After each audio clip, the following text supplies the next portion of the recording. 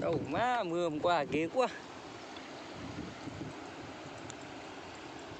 Bật hết cái đây luôn nè.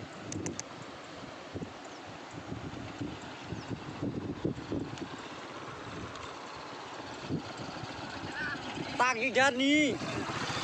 Rồi, tâm lốp lách như đừng lại.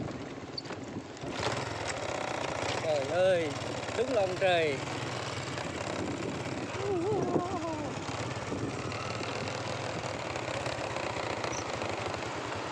Cái đập đi. Mưa hôm qua, mưa tối lúc 12 giờ, lúc 1 giờ sáng này. Trời ơi. Em mà dễ ăn lắm. Ôi trời. Trời ơi là trời đất ơi. Sắp hết luôn.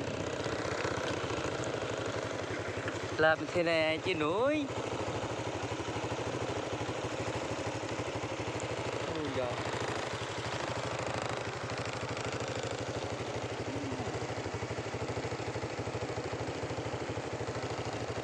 Mưa ơi là mưa. Mưa 1 giờ sáng.